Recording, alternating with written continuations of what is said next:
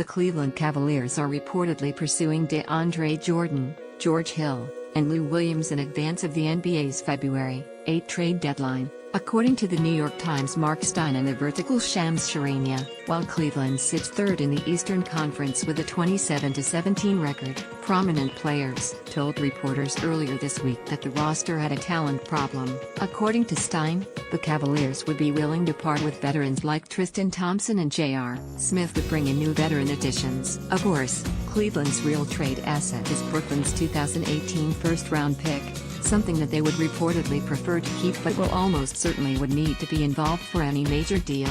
The Cavaliers are also reportedly open to dealing their own 2018 first-round pick, although that has significantly less value. It's almost certain that Cleveland won't end up with all three of those players. If they truly refuse to part with the Brooklyn pick, they might not complete any deal. Remember that the Cavaliers must send back deadweight salary in any deal, too.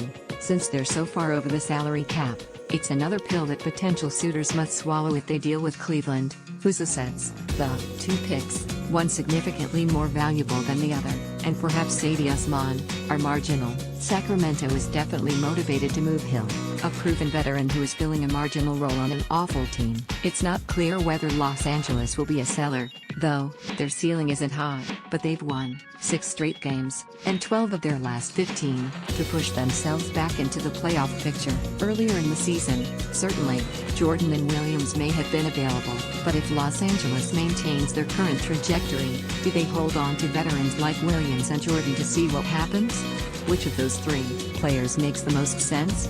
Jordan is most needed in Cleveland, a defensive backbone who would instantly become a team's best shot blocker, but would also fit extremely well, a two-way defender who can play on or off the ball, with the starting unit or off the ball, all while being efficient and smart. You can imagine a player like Hill thriving in Cleveland's atmosphere. It's not clear why Williams is brought up in these discussions. To be sure, Williams is having his best season of his career and deserves to be an all-star, although he will likely fall just shy. But theoretically, Williams is what the Cavaliers hope Isaiah Thomas can be in April and May, once he has fully fit into the offense and feels adjusted after his injury absence. It's not that Williams wouldn't play great with James, but he's a duplicate talent and someone who would require assets that Cleveland barely has. What are the odds Cleveland trades for any of them?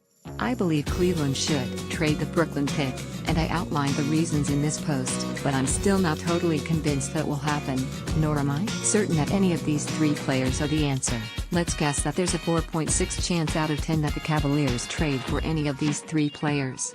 4 out of 10 for Hill, 0.5 out of 10 for Jordan, and 0.1 out of 10 for Williams. But I'll also guess that there's an 8 out of 10 chance that Cleveland does make a trade, and a 7 out of 10 chance they trade the Brooklyn pick. That's all speculations and educated guesses based off what we know so far, which could change dramatically in a week or a day or just minutes. Cleveland isn't in a good position to make trades, but they also aren't in a good enough position to afford to not make trades, if that makes sense. So yes, the Cavaliers are by far the most interesting team to watch as the days until the trade deadline